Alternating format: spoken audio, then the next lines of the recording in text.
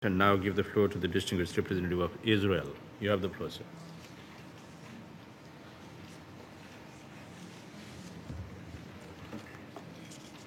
Mr. Chairman, today's meeting offers yet another window into the theater of the absurd. This committee has chosen to devote its valuable time to a one-sided report that distorts the truth and ignores the reality on the ground. Unfortunately, the report of the special committee under consideration today does not, as the title infers, seek to advance human rights or promote Palestinian development, nor does it bring us a single step closer to a lasting peace. Instead, it furthers a biased narrative of the conflict and advances a clear political agenda aimed at discrediting Israel. Mr. Chair, Israel is committed to facilitating international efforts to develop Gaza and assist the Palestinians in building a strong and vibrant economy.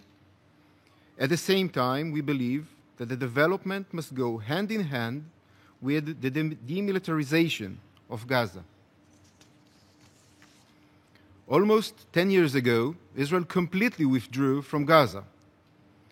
In keeping with the international community's encouragement, we went back to the 1967 lines, evacuated all Israeli settlements and army bases, and handed over the Gaza Strip to the Palestinian Authority.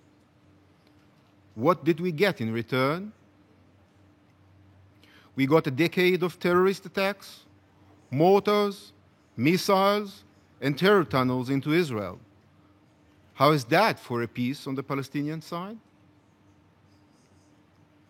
Since Israel disengaged from Gaza in 2005, Hamas has stolen hundreds of millions of aid dollars intended for the development of Gaza to build its terror infrastructure. It is critical that this time we ensure that there are mechanisms in place to certify that all funding and construction materials reach their intended humanitarian destination.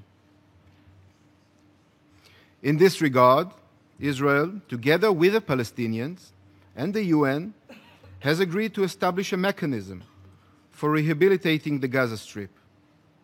The proposed mechanism addresses Israel's legitimate security concerns, provides reassurances that construction materials will be directed to rebuilding, and enables Palestinian Authority to play a central role in governing Gaza, all of which are critical.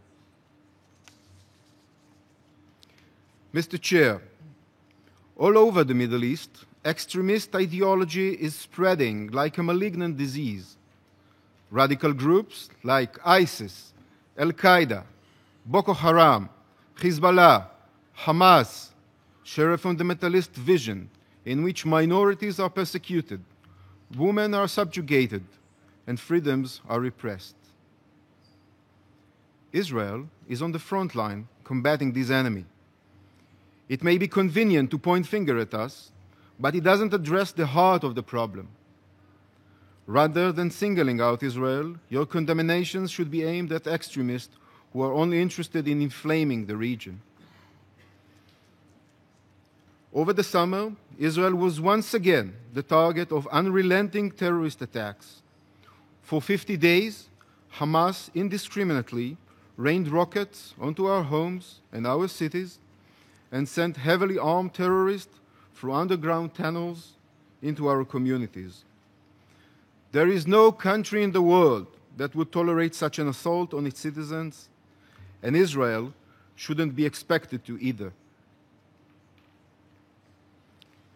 In the face of these constant threats, Israel launched an operation of self-defense, Protective Edge, to counter the attacks and to defend our citizens. Throughout the operation, Israel was committed to upholding international law and did everything in its power to avoid harming innocent civilians.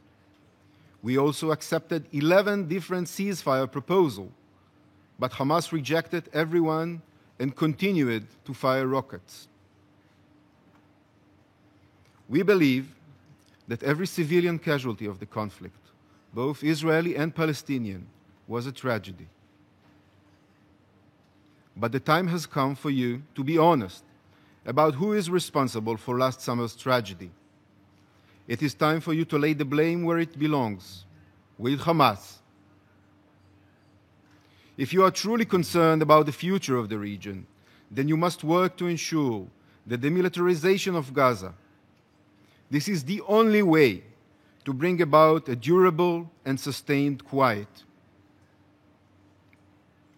Mr. Chair, Israel is committed to helping the Palestinians in Gaza as well as the West Bank. By increasing the flow of goods and people between these two areas, both economies are being strengthened. To this end, Israel recently adopted a number of measures to stimulate economic growth in the West Bank. Israel adopted a new program that allows 20 Palestinian factories in Area C to export directly to the Israeli market without undergoing additional security checks. Dialogues between the Israeli and Palestinian ministries of finance recently resumed. As an outgrowth of these meetings, Israel and the PA are now engaging in a real-time information sharing. Israel continues to invest in upgrading commercial crossing, and as a result, we have witnessed a marked increase in the volume of goods transfers in the last few months.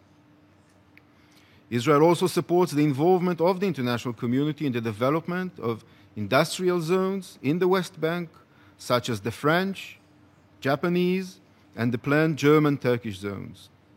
When operational, these industrial zones will create thousands of jobs.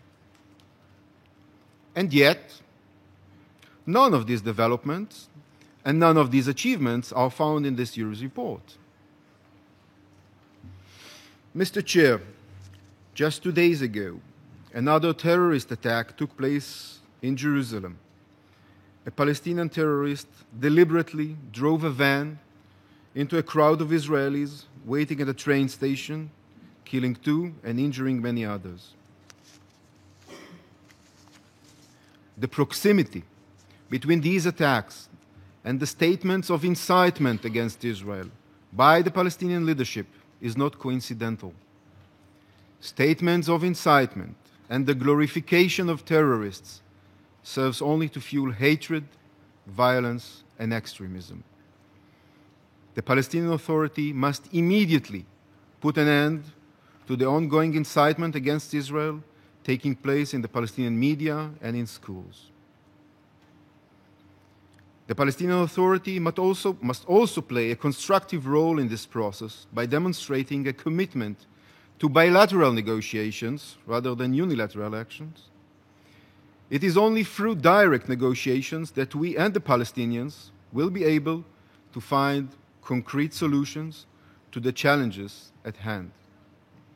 Any other route will hold the region captive by the chains of resentment and hatred, and pass a legacy of violence and intolerance to the next generation. In concluding, Mr. Chair, we call on our Arab neighbors to join Israel in taking concrete and courageous steps to pursue the path of peace. Let us end the cycle of inflammatory rhetoric and start utilizing this committee's resources in the way that they were intended, to improve the lives of the people in our region. And I thank you. I thank the distinguished representative of Israel for his statement.